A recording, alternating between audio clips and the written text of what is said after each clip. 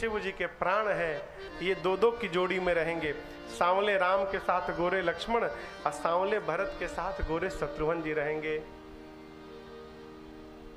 अभी नामकरण भया, इतने में बधाई गाने वाले आ गए। यहाँ आते हैं बधाई गाने वाले, हाँ आते हैं ना। हमारे कलकत्ता में तो बेटा बिटिया होने के पहले ही पहुंच जाते हैं, बोले अभी एडवांस में आए हैं, होने के बाद दोबारा आएंगे। यहाँ भी पहुंच गए। अब बाहर से नाचते नाचते आए। अरे आंगने में बधाई, आंगने में बधाइया बाजे, आंगने में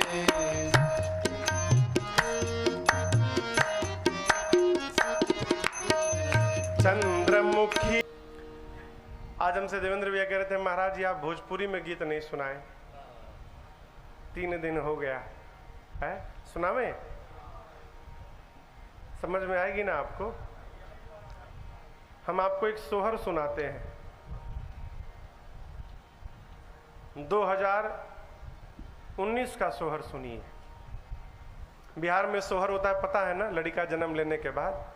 हाँ, तो बिहार से लोग पहुंचे अयोध्या, कहें महाराज हम लोग बिहार से आए हैं, हमारी और लड़का जन्म लेते तो सोहर गावल जाता है, हम लोग सोहर सुनाने आए हैं। महाराज के बैठो, इनको स्थान दिया जाए, सुनाइए आप सोहर सुनाइए। सोहर सुनाने लगे। यूट्यूब पर इस गीत को 5 महीना में 22 लाख लोगों ने सुना है। 5 महीने में 22 लाख पहुंचे लोग। कहते हैं अरे मंगल घड़ी, अरे आ रहे थे। अब वो कहते हैं महाराज हम बताएं, आपके बच्चे के मुख की आभा को देखकर हम बता सकते हैं आपका बेटा क्या बनेगा। महाराज बोलेंगे क्या बनेगा? तो कहते हैं अरे हमरा बुझाता बबुआ जीएम हुई है। क्या कहा? अरे हमरा बुझाता बबू। तो पीछे से कहा नहीं नहीं डीएम होगा। तब तक एक बाबा बोले ना जीएम ना डीएम, हमको तो लगता है सीएम होगा। तब तक मेन गायक बोले ना जीएम ना डीएम ना सीएम, 23 मई को भारत का पीएम होगा। तब तक एक दूसरे गायक आ गए, उसी दल में के बहुत लोग थे ना, एक दूसरे लोग बोले महाराज हम त्रेता में है कि कलयुग में होगा? राम जी त्रेता में अवतार लिया है ना। अरे बधाई गाना है तो त्रेता वाला गाओ ना। तो एक बाबा बोले गुरुजी हमको त्रेता वाला याद है, कहिए तो हम त्रेता का सुना दे। सुनाइए, इनको आगे बिठाइए। हारमोनियम लेके बैठ गए बाबा। अब कहते हैं त्रेता का बधाई। जैसे भैया आके बधाई दिए ना, राजन भैया आकर बधाई दिए ना, बधाई। गुरु जी जब त्रेता वाला बधाई सुने तो लगे रुपया लुटाने। गायक देखे अरे गुरु जी के पास से निकल रहा है, जितना गुरु जी को खुश करोगे उतने मिलेगा। अब गायक गुरु जी को प्रसन्न करने लगे। बोलिए रामलला सरकार की जय। बधाई गाने वाले आते गए, बधाई गाते गए। बाबा कहते हैं एहि बेधि राम जगत पितु माता, हे बेधि राम जगत पितु माता, कौशलपुर बासिन सुखदाता, कौशलपुर बासिन सुखदाता।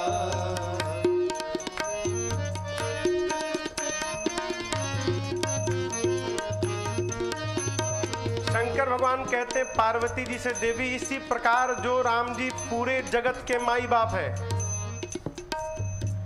जो राम जी जगत के माता पिता हैं, वो राम जी अयोध्या वासियों को सुख दे रहे हैं।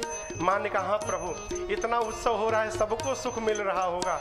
बाबा बोले सबको नहीं मिल रहा है, फिर किसको मिल रहा है? बाबा बोले जिन्ह रघुनाथ चरण रति माने, जिन रघुनाथ चरण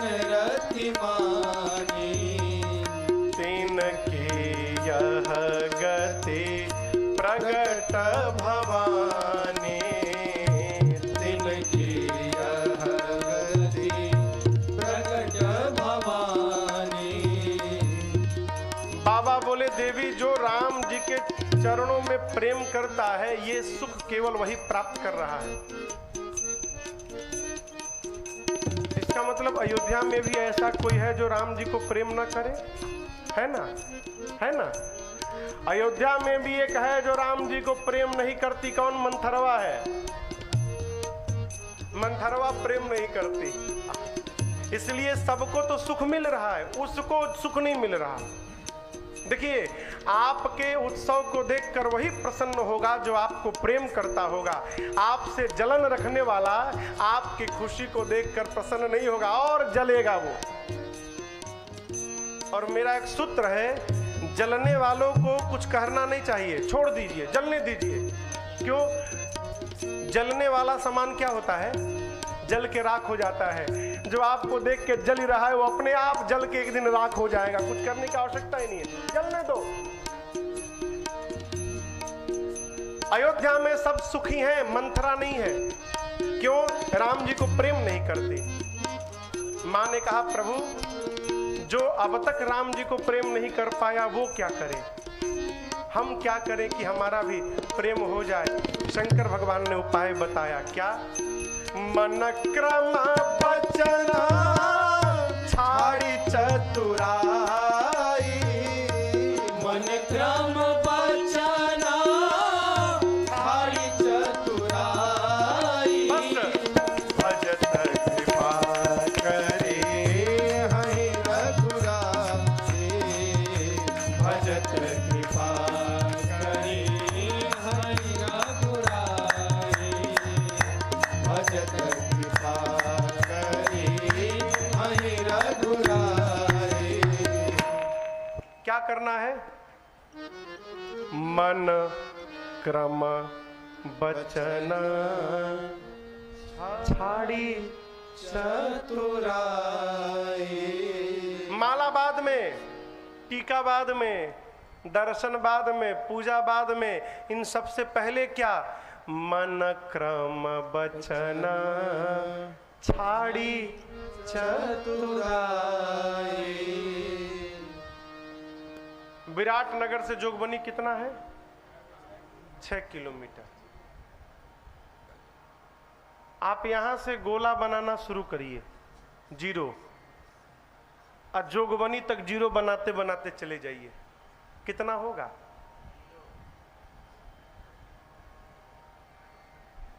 जीरो ना?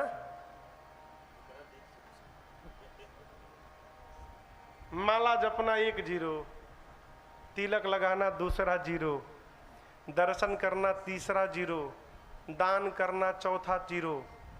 कितनों जीरो बनाइए, लेकिन जब तक आप उसके पहले 1 नहीं लगाएंगे तब तक उसका मूल्य बढ़ने वाला नहीं है। ये 1 जानते हैं क्या है? मन क्रम बचन छाड़ी चतुराई। ये चतुराई का त्याग करना ही 1 है। 1। अब इसके बाद जितना जीरो लगाइएगा 10 गुना बढ़ता जाएगा। और जीरो पे जीरो लिख दिए और 1 नहीं किए तो कितनों जीरो लिखो, उसका कोई अर्थ निकलने वाला नहीं है। कहने का अर्थ, जब तक मन से चतुराई समाप्त नहीं होगी भजन का कोई असर पड़ने वाला नहीं है। चतुराई कैसे? मन से, वचन से, अव्यवहार से, तीनों प्रकार से। चतुराई क्या है महाराज? कथा में बैठे हैं कथा सुनने के लिए और मोबाइल निकाल कर मिस्ड कॉल चेक कर रहे हैं। आप बताओ ये चतुराई है कि नहीं है? व्यवहार से चतुराई है कि नहीं है? बैठे हैं कथा में, अब मन लगा है चप्पल पे, कोई लेके ना जाए। जहां है वहां मन नहीं है, मन की चतुराई। कहानी और करनी में जमीन आसमान का अंतर है, ये वचन की चतुराई। बाबा कहते हैं शंकर जी, तीनों में से एक भी चतुराई बनी रह गई ना, कुछ होने वाला नहीं है। सबसे पहले चतुराई समाप्त हो। जिसके साथ रहा जाए निर्मल बन के रहा जाए। निर्मल क्या रहा जाए? निर्मल। अब भगवान क्या कहते हैं? निर्मल मन जन सो मोहि पावा, मोहि कपट छल छिद्र न भावा। राम जी के श्रीमुख वचन है, जिसका मन निर्मल है वो मुझे पाया हुआ है। मन निर्मल, मन निर्मल यानी श्रेष्ठ की बात को बिना दिमाग लगाए मान लेना, मन निर्मल। आपको एक कथा सुनाऊं मैं, अब तो नहीं रहे संसार में, प्रातः स्मरणीय पूज्य स्वामी राजेश्वरानंद जी महाराज इसको गाते थे। महाराज जी नहीं रहे, अब साकेत चले गए। महाराज जी बहुत अच्छा सुनाते थे। मैं आपको एक कथा सुनाऊं, निर्मल के ऊपर मैं सुना रहा हूं।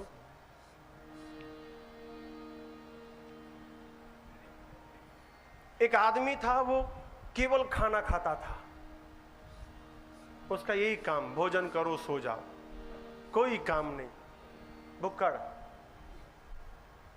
भोजनावतार थे वो।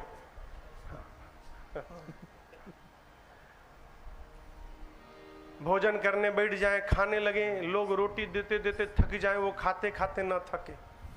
मैं आपको एक बात बताऊं, अपनी बात, खड़े होइए। ये है उत्तमानंद,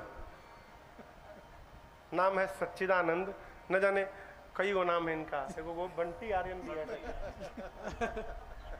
उत्तम उत्तम लोग कहते हैं। इनके बाबूजी बड़े अच्छे महात्मा हैं, प्रातः स्मरणीय पूज्य सियाराम दास जी महाराज। बैठ जाइए। तो पूज्य सियाराम दास जी और उनके साथ एक और स्वामी जी आते थे, उनको हम लोग टिकवा वाले बाबा कहते थे। बाल नहीं थे, लंबे मोटे मोटे टीका लगाते थे, तो टिकवा वाले बाबा और पूज्य सियाराम दास जी हमारे घर कलकत्ता में पहले तल्ले पर घर में सत्संग भवन है, हॉल है, बाबूजी ने बनवाया है। तो प्रत्येक रविवार को शाम को राम जी की कथा होती थी, हर रविवार को।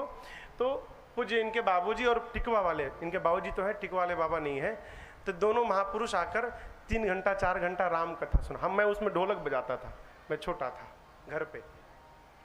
तो एक दिन जहां ये रहते हैं उसी बिल्डिंग में, छत पे निवास है, घर है, आश्रम जैसा है, उसी बिल्डिंग में तीसरे माले पर कोई मारवाड़ी भाई साहब थे। उनके घर में मानस जी का पाठ था, अखंड मानस जी का पाठ।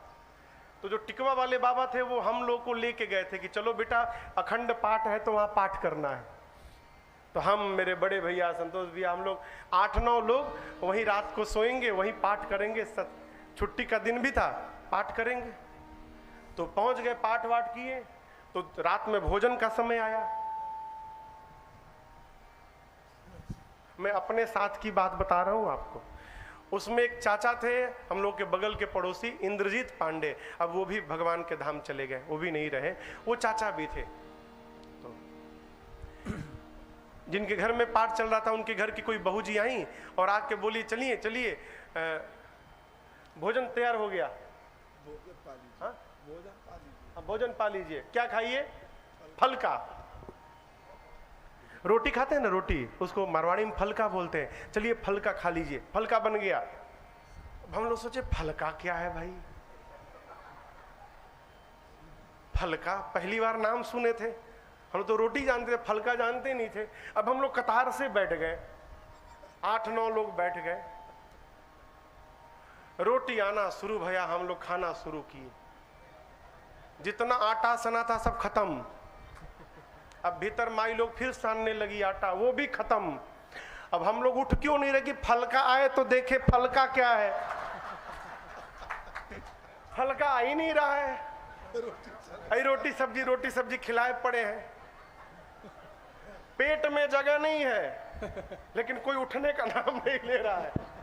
क्यों? फलका खाना है। घर वाले परेशान, कितना खाएंगे ये लोग, माताएं परेशान हो गई। तो एक बहू जी आकर पूछी, और खाएंगे?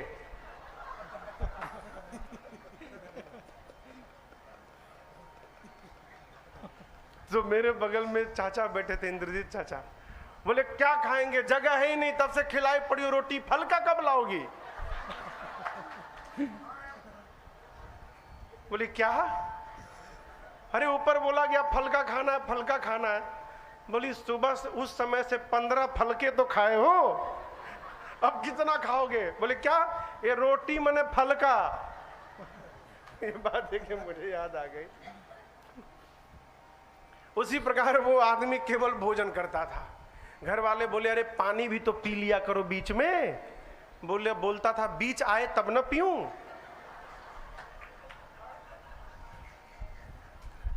अभी बीच तो पहुंचा ही नहीं हूं बीच में। अंत में घर वाले ने उसको धक्का मार के निकाल दिया, जाओ जाओ जो मन करे करो, यहाँ नहीं काम करना, धरना है नहीं, कमाए हम खाओ तुम। उसको भगा दिए। अब बेचारा रोने लगा, अब जाए कहाँ? सड़क पे घूम रहा था तो देखा एक आश्रम के दरवाजे एक बाबा जी पूरा तोंद निकाले, अपना तोंद 25-30 किलो का तोंद, एकदम माखन लाल बैठ के बन के बैठे हैं। तो देखा तो सोचा इतने मोटे यानी बहुत खाते होंगे। गया उनको प्रणाम करके बोला उस आदमी ने, आपके इस तंदुरुस्ती का राज क्या है? बोले भोजन अमृत मिलता है भीतर। बोले कितना मिलता है? जितना खा सको, कितनी बार, जितनी बार, काम कुछ नहीं। बोले बस यहाँ एडमिशन कैसे होगा मेरा, ये बताइए, इसके भीतर कैसे पहुंचूंगा, यही तो ढूंढ रहा था मैं। बोले कुछ नहीं, दीक्षा लेनी होगी गुरुजी से, ये चोला उतारना होगा, तिलक लगाना होगा, मैं कुछ भी करूंगा, भोजन के लिए कुछ भी करूंगा। चलो लेकर गए, गुरुजी से दीक्षा दिलवा दिए। अब तो वो आनंद में आ गया, कोई रोटी गिनने वाला नहीं कितना खाता है, खूब आनंद से भोजन करता है, सोता रहता था। लेकिन खुशी बहुत दिनों तक नहीं चली। एक दिन सुबह उठा, स्नान संध्या करके पहुंचा, देखा आज कुछ बना नहीं, ठन ठन गोपाल। दौड़ा गुरुजी के पास, गुरुजी भूख लगी, भोजन में कुछ बना नहीं। बोले बेटा आज नहीं बनेगा, कल बनेगा। क्यों गुरुजी? आज एकादशी है बेटा। कब मिलेगा गुरुजी? कल द्वादशी को। बोला एकादशी का व्रत कर लूंगा तो द्वादशी देखने लायक नहीं बचूंगा मैं। सत्य कहता हूं गुरुजी, मैं भोजन के लिए साधु बना हूं, मैं बिना भोजन मर जाऊंगा गुरुदेव। बड़ी समस्या। गुरुजी बोले देखो यहाँ तो बनेगा नहीं, राशन लो, राशन ले लो और चले जाओ नदी के किनारे, अपने बना लो और भोजन कर लो। पहले भगवान को भोग लगाना, राम जी को फिर खाना। बोला ठीक है। गुरुजी बोले ये बहुत खाता है, 2 लोगों का राशन दीजिए इसको, एक में इसका पेट भरेगा नहीं। ले गया, स्नान किया, नदी के किनारे बनाया। गुरु जी की बात अब देखिए, निर्मल में मैं सुना रहा हूं आपको ये बात, कितना निर्मल है। गुरु जी ने कहा था राम जी को भोग लगाना फिर खाना। अब बना के बैठ गया और कहता है मेरे राम आइए, प्रभु राम आइए, मेरे भोजन का भोग लगाइए। मेरे राम आइए, प्रभु राम। कहीं मिलेगा, आना है तो खाओ, नहीं तो मैं अब लग जाऊंगा। आते हो कि नहीं आते हो? जैसे आखिरी बार कहा, उसके सामने राम जी और सीता जी प्रकट हो गए। लेकिन प्रसन्न नहीं भया वो। क्यों? बुलाया था केवल राम जी को, अब 2 ही लोग आ गए। सोचने लगा 2 ही लोग का भोजन लाया हूं, अब 2 ही लोग आ गए तो हमको बचेगा क्या? कहे गुरु जी तो कहे थे राम जी को बुलाना, ये राम जी बोले हम एक ही है, दोनों अलग थोड़ी है, मेरे साथ यही रहती हैं। ठीक है चलिए आइए। अब राम जी सीता जी भोग लगाए, थोड़ा सा बचा तो आधा पेट वो भी पाया। कहा आज ही बताओ अगली एकादशी को आप ही दोनों आएंगे ना? बोले राम जी बोले बस हमें जो है यही आएंगे बस। ठीक। गया अगली एकादशी में, कहा गुरुजी आप कहे थे राम जी को खिलाना, सीता जी भी आई थी, 2 ही लोग आए थे, पेट नहीं भरा, कम से कम 3 लोगों का भोजन दीजिए। गुरुजी बोले लगता है 2 लोगों का राशन भी खा के भूखा रह गया, कोई बात नहीं, एक काम करिए इसको 3 लोगों का राशन दीजिए। ले गया, अब की बार बनाया, बनाकर बैठ गया, लगा बुलाने, मेरे राम आइए मैया साथ लाइए, मेरे भोजन का भोग लगाइए, मेरे राम आइए मैया साथ लाइए, मेरे भोजन का भोग लगाइए। जैसे कहा राम जी आइए, सीता जी आइए, भोग लगाइए, प्रकट हो गए राम जी, सीता जी, अब बगल में लक्ष्मण जी। दक्षिणे लक्ष्मणो यस्य वामे च जनकात्मजा।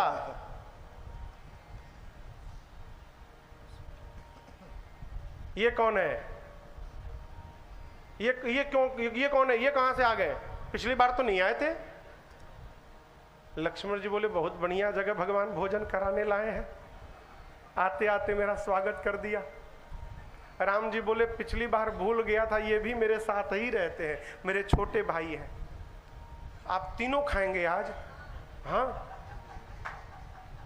पाइए, पाए, फिर थोड़ा सा बचा, आधा पेट खाया, बोला आज कंफर्म करो और कितने भाई आपके आएंगे?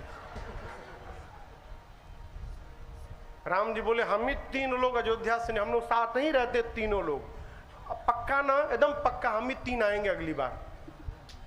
अगली एकादशी में कहा गुरु जी अब की बार, पिछली बार लक्ष्मण जी भी आ गए थे, कम से कम 4 लोगों का भोजन चाहिए हमको। गुरु जी बोले इतना नहीं खाएगा, लगता है ये राशन लेके बेचने लगा है, ऐसे कहूंगा तो नकार देगा, इसको रंगे हाथ पकड़ना होगा। गुरु जी बोले अच्छा ठीक है, अब की बार तुमको 4 लोगों का राशन देता हूं, ले जाओ। लेकर गया, पीछे से गुरु जी छिप के जाने लगे, जाके गुरु जी छिप के देखने लगे, गया स्नान किया, लेकिन आज बनाया नहीं, राशन रख के लगा भगवान को बुलाने। क्यों? पहले बुला कर देख लूं कितने लोग आते हैं। आज बनाया नहीं, बोला सीताराम आइए भैया साथ लाइए, मेरे भोजन का भोग लगाइए, सीताराम आइए भैया साथ लाइए, मेरे भोजन का भोग लगाइए। जैसे बोला कि राम जी, सीता जी, लक्ष्मण जी आइए भोग लगाइए, प्रकट हो गए। कौन? राम जी, सीता जी, लक्ष्मण जी, भरत जी, शत्रुघ्न जी, हनुमान जी। ये जो पीछे दरबार है पूरा पंचायतन प्रकट हो गया। अब ये लगा देखने, अरे अरे अरे अरे, बस बस बस, आज तो अति हो गया, अपने तो आए बानर को भी पकड़ के लाए हैं, ये ना जाने कितना खाएगा। राम जी बोले कहां भोग है? बोले कैसा भोग? तुम बुलाए क्यों? बोले आज मैं बनाया ही नहीं। क्यों? राम जी बोले क्यों नहीं बनाए? बोले जानता है बनाने के बाद मिलने वाला नहीं तो क्यों मेहनत करूं? बनाऊं भी, अब मिले भी ना, क्यों बनाऊं? ये रहा राशन, अपने बनाओ और भोग लगाओ, जाओ, मैं नहीं बनाऊंगा। जान कहता है जानता हूं बनाने के बाद मिल, उस दिन तो मिल गया, आज वो भी नहीं मिलेगा, क्यों? बानर भी लेकर आए हो आप। भगवान बोले ठीक है हम लोग बना के खाने लगेंगे। राम जी बैठ गए, हनुमान जी लकड़ी लाने लगे, भरत जी सब्जियां मनिया करने लगे, कोई आटा सानने लगा, सब लोग लग गए बनाने। ये चुपचाप बैठ के रो रहा है, आज द्वादशी नहीं देख पाऊंगा आपकी बार। गुरु जी को कोई नहीं दिखाई पड़ रहा है। गुरु जी देख रहे कि अकेला बैठ के रो क्यों रहा है। गुरु जी गए, जाकर बोले बेटा आज तुम भोजन नहीं बनाओगे? बोला क्यों बनाऊं गुरु जी, जब मिलना ही नहीं है तो क्यों बनाऊं? बोले क्यों नहीं मिलना? 4 लोगों का भोजन लाए हो। बोले आपको 4 राशन तो दिखाई पड़ गया, और इतने लोग आए हैं वो नहीं दिखाई पड़ रहा है। गुरु जी बोले बेटा हमको कोई नहीं दिखाई पड़ रहा है। अब ये कहा समस्या और बढ़ गई। गुरु जी कहेंगे झूठ बोल रहा है। गया राम जी के पास, जाकर कहा राम जी एक तो आज भूखे मारने वाले हैं आप, ऊपर से आप गुरु जी को दिखाई नहीं पड़ रहे हैं। गुरु जी मानने को तैयार नहीं कि आप आए हैं यहाँ पर। राम जी बोले मैं तुमको केवल दिखाई पड़ूंगा, तुम्हारे गुरु जी को दिखाई नहीं पड़ूंगा। जाकर गुरुदेव को पकड़ के लगा रोने। कहा गुरुदेव राम जी बोल रहे हैं कि आपको नहीं दिखाई पड़ेंगे। गुरुदेव लगे बिलख बिलख के रोने। गुरु की आंसुओं को शिष्य देख नहीं पाया। जाकर कहा राम जी से, राम जी गुरु जी तो मेरे ज्ञानी हैं, विद्वान हैं, मुझे तो कुछ नहीं आता, लेकिन उसके बाद भी आप मुझे दिख रहे हैं, गुरुदेव को नहीं दिख रहे हैं। राम जी ने कहा बेटा तू सत्य कहता है, ते गुरु जी बहुत ज्ञानी है, लेकिन उसके बाद भी उनको मैं नहीं दिखाई पड़ूंगा। क्यों? क्योंकि बेटा जितना निर्मल तुम हो ना, उतने निर्मल तुम्हारे गुरु जी नहीं है, इसलिए मैं केवल तुमको दिखाई पड़ूंगा। यही है निर्मल मन जन सो मोहि पावा। जिसका मन निर्मल हो गया हो वो भगवान को पाया हुआ है। चतुराई समाप्त करिए पहले। एक दिन मां कौशल्या ने अपने कुल के भगवान रंगनाथ की पूजा करने के लिए मां ने राम जी को पहले स्नान करा के, सजा के, अमृत पान करा के और पालने में मां ने सुला दिया। उसके बाद अपने कुल के इष्ट भगवान रंगनाथ की पूजा करने के लिए मां स्वयं गई, स्नान की। स्नान करके मां ने भोग बनाया और भोग बना के जाकर मंदिर में मैया ने भोग लगा दिया। भोग लगाने के समय नियम है पट को बंद कर देते हैं, दरवाजे को। मां ने भोग लगाया और लगाने के बाद जैसे मंदिर का पट खोला तो देखती हैं कि जिस राम को पालने में सुलाया था वो राम जी तो मंदिर में बैठ के भोग लगा रहे हैं। अरे दौड़ के गई पालने में तो देखती हैं पालने में सोए भी हैं। वापस मंदिर में आई तो भोग लगा रहे हैं। यहाँ उहाँ दुई बालक देखा, मति भ्रम मोर कियान बिसेखा। माँ कहती है एक ही बालक दो दो स्थान पर, मेरा भ्रम की कोई और बात। माँ व्याकुल हो गई। माँ की व्याकुलता को देखकर भगवान ने दूसरी बार माँ को अपने विराट रूप का दर्शन कराया। माँ ने भगवान के शरीर में क्या देखा? अगणित रवि शशि शिव चतुरानन, अगणित रवि शशि शिव चतुरानन, बहुगिर सरित सिंधु महिकानन, बहुगिर सरित सिंधु महिकानन, काल कर्म गुण ज्ञान स्वभाव, काल कर्म गुण ज्ञान स्वभाव, सो देखा जो सुना न खाओ, सो देखा जो सुना न खाओ, देखी माया सब विध गाढ़े, देखी माया सब विध गाढ़े, अति सबीत जोरे कर ठाड़े, अति सबीत जोरे कर ठाड़े, देखा जीवन चावई जाहे, देखा जीवन चावई जाए, देखी भगति जो छोड़े ताहे, देखी भगति जो छोड़े ताहे, तन पुलकित मुख बचन नयावा, तन पुलकित मुख बचन नयावा, नयन मोद चरणन सिरुनावा, नयन मोदि चरणन सिरनावा, विस्मयवंत देखी महतारे, विस्मयवंत देखी महतारे, भय बहु शिशु रूप धरारे, भय बहु शिशु रूप धरारे, भय बहु शिशु रूप धरारे। मां ने भगवान के शरीर में अनगिनत ब्रह्मा को देखा, अनगिनत शंकर को देखा, अनेक प्रकार के सूर्य को देखा, चंद्रमा को देखा, पर्वत को देखा, नदियों को देखा, समुद्र को देखा, वन प्रदेश को देखा। कहां? भगवान के शरीर में। मां ने काल को देखा, कर्म को देखा, ज्ञान को देखा, गुण को देखा और काल कर्म ज्ञान गुण के प्रभाव से उत्पन्न होने वाले स्वभाव को देखा। मां ने उस माया को देखा जो जीव को नचाती है। माया भगवान के सामने हाथ जोड़कर खड़ी थी। मां ने उस भक्ति को भी देखा जो जीव को माया से बचाती है। मां ने वो भी देखा जो आज तक कभी कानों से सुना तक नहीं। पूरा शरीर थर थर कांपने लगा। मां का शब्द समाप्त हो गए, नेत्र से अश्रु निकलने लगे। मां विह्वल होके भगवान के चरणों में लौट गई, पकड़ लिया चरणों को मां ने। भगवान ने माँ को विस्मय भाव में देखा। राम जी पुनः छोटे से बालक बन गए। अब बालक बन के प्रभु ने माँ के सिर पे हाथ रखा। जैसे हाथ रखा, माँ ने सिर ऊपर किया। माँ ने देखा छोटा बन गया। कभी बड़ा बन जाता है, कभी छोटा बन जाता है। अरे मेरा बेटा जगत का पिता है। माँ का पूरा शरीर कांपने लगा। माँ कहती, प्रभु इतना बड़ा अपराध है मेरे से, मैंने जगत के पिता को अपना पुत्र मान लिया। प्रभु आज मेरे से आपकी स्तुति नहीं हो पा रही है। भगवान ने कहा, यही बताने के लिए दिखाया हूं। क्या बताने के लिए प्रभु? भगवान ने कहा, माँ जब मैं स्वयं आपके घर बेटा बन के चला आया हूं, तो मेरे आने के बाद भी मेरी मूर्ति को भोग लगा रही हो? अरे घर में जो कुछ भी बने चकाचक ला के सीधा डायरेक्ट मेरे सामने रखो, सीधा मैं ही भोग लगा लिया करूंगा। मूर्ति को लगाने की क्या आवश्यकता है?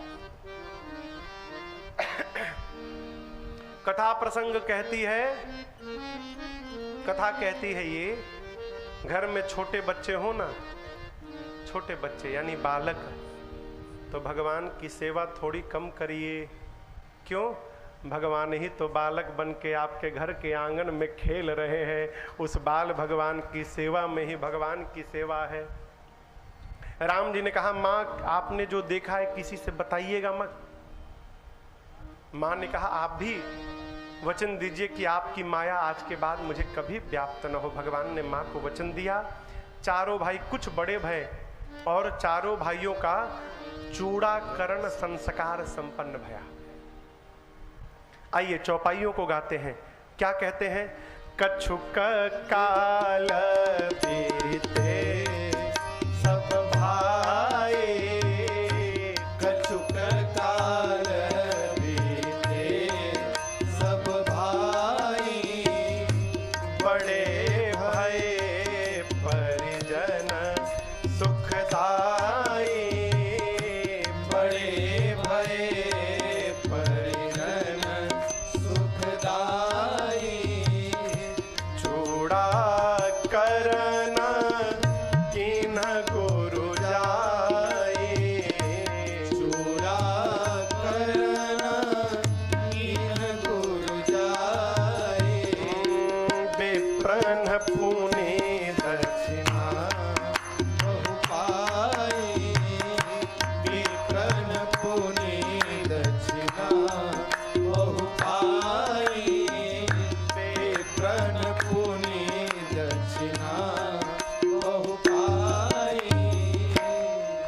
चारों भाई जब कुछ बड़े भय तो गुरुदेव भगवान ने जाकर चारों भाइयों का चूड़ाकरण संस्कार संपन्न किया। चूड़ाकरण समझते हैं? चूड़ाकरण ना ना, मुंडन, मुंडन। चूड़ाकरण माने मुंडन। ये जो बाल उतरते हैं ना, ये भी एक संस्कार है। आप बताओ मुंडन कौन करता है?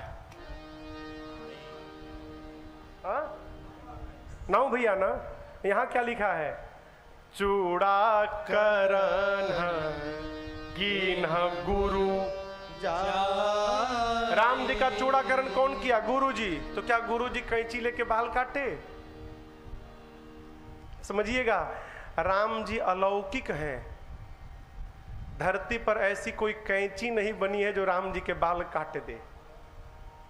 राम जी के बाल कैंची से नहीं कटेंगे। फिर गुरु जी गए, चारों बच्चों को सन्मुख बिठाकर मंत्रोच्चार प्रारंभ किए और मंत्र के प्रभाव से भगवान के सिर के बाल भगवान के सिर में ही विलीन हो गए।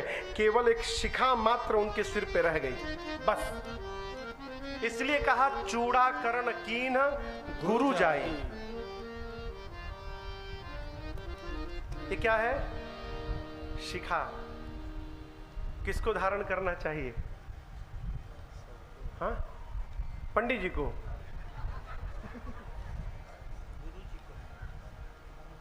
गुरु जी को। हाँ, ब्याह में कटवा दिए ना। देखो ये भी थे ब्याह में चिरकी कटवाने वाले। इनकी शिखा इतनी बड़ी बड़ी थी, शिखा के कारण शादियां नहीं हो रही थी इनकी। तो एक दिन देखिए कटवा के चले हम, ये क्या हुआ हो? महाराज जी अब क्या बताएं, कटा तब जाके लड़की पसंद की है हमको। हे प्रभु,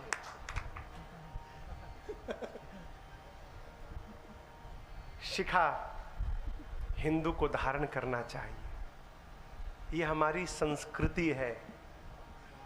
लोग कहते हैं महाराज शर्म आती है, यहाँ बढ़ाते हो तो शर्म नहीं आती। यहाँ बोंक बोंक देखें, बोंक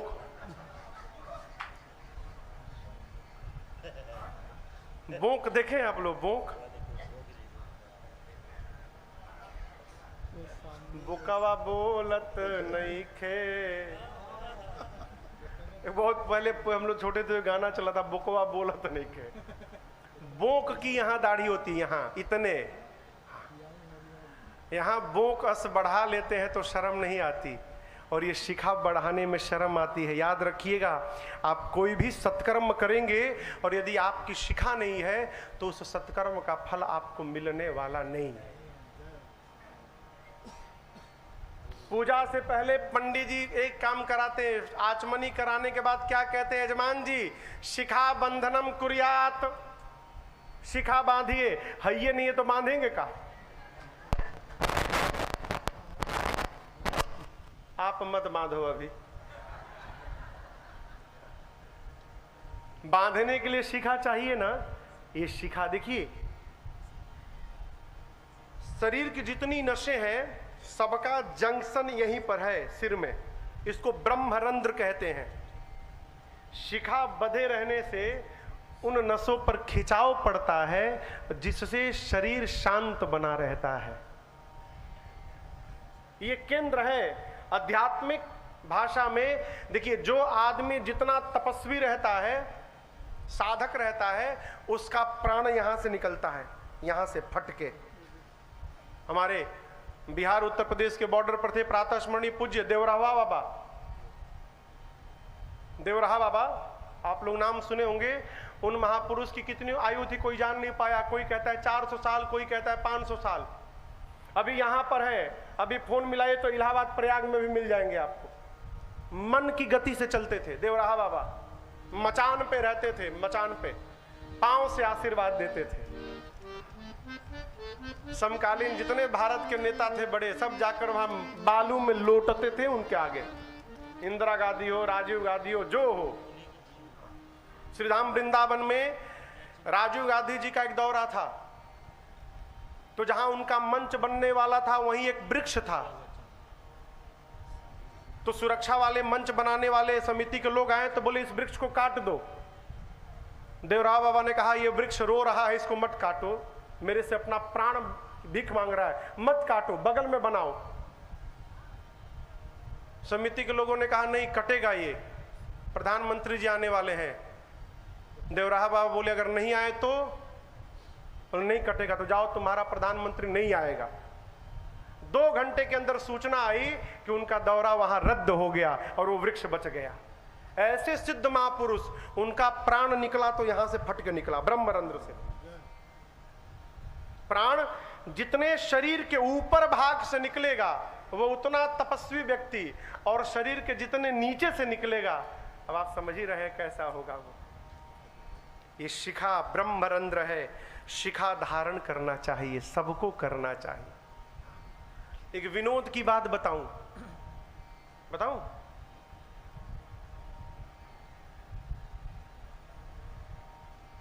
शिखा जिसकी होती है वो बुद्धिमान होता है। इसी कारण है कि माता लोग पुरुष से अधिक बुद्धिमान होती हैं।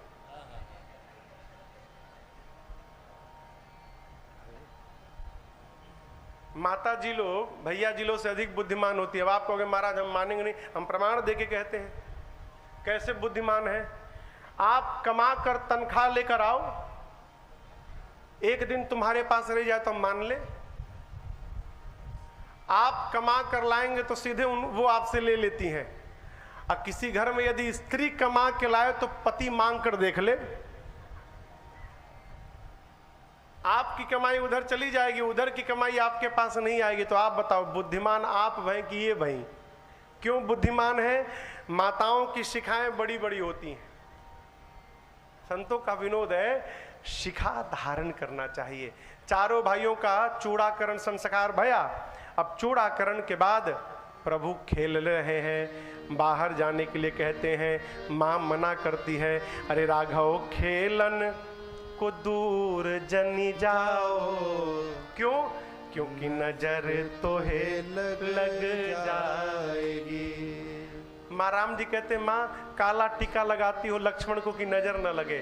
मैं तो पहले से काला कलूटा हूं, मुझे किसकी नजर लगेगी। बाहर नहीं खिलूंगा तो कहाँ खिलूंगा। तो लालन एही आंगन मिली खेलो। माँ कहती किसी आंगने में खेलो।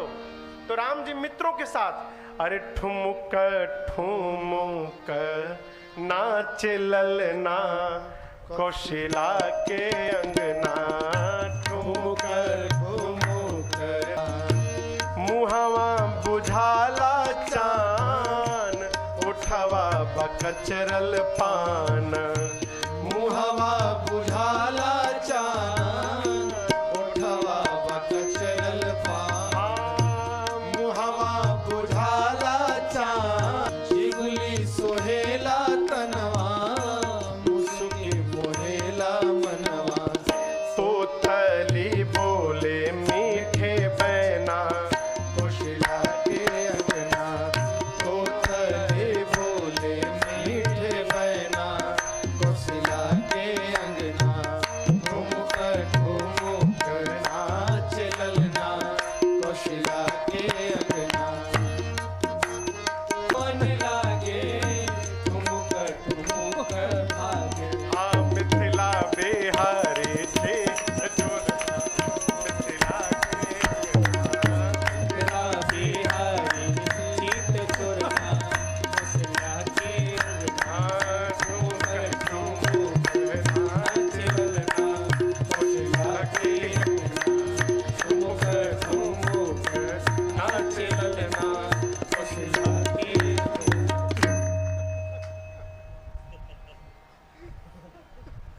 मैया बुलावन लागे ठुमुक। बड़ा आनंद हो रहा है हो। ये तो हम लोग का विनोद है आपस का।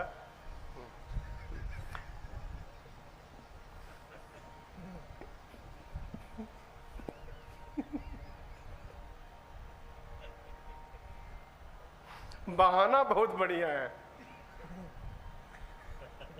महाराज जी एक दिन, मैं बहुत पहले एक बात बताऊं, एक दिन रात को हम महाराज जी के साथ में बैठा था, कमरे में कोई नहीं था, रात को 1-2 बज रहे होंगे। तो अचानक महाराज जी को अपने स्कूल के ज़माने की याद आ गई। तो उठ के बैठ गए, हंसने लगे। हमने क्या हुआ सरकार? बोले हमारे क्लास में वो था अहीर, तो हर बत्ती में बहाना बनाता था। तो गुरुजी होमवर्क दिए तो करके नहीं आया। तो गुरुजी पूछे क्यों नहीं किए? बोले घर गुरुजी भैंस खुला गई रलसिया। बहाना क्या बनाया कि मेरी भैंस खुल के भाग गई थी, मैं दिन भर उसी को ढूंढता रह गया, इसलिए होमवर्क नहीं किया। बहाना। बड़ा आनंद हो रहा है। चारों भाई कुमार अवस्था में पहुंचे। भय कुमार जब ही सब भ्राता, दीन जनेऊ गुरु प्रीतु। जनेऊ समझते हैं ना? जनेऊ यज्ञोपवीत संस्कार। यज्ञोपवीत संस्कार अर्थात यज्ञ के द्वारा पवित्र किया हुआ सूत्र धारण करने का संस्कार कहलाता है यज्ञोपवीत संस्कार। बिना यज्ञोपवीत धारण किए कंधे पर हम वेद की ऋचाओं को बोलने के अधिकारी नहीं हैं। वेद की ऋचा बोलने के पहले यज्ञोपवीत होना अनिवार्य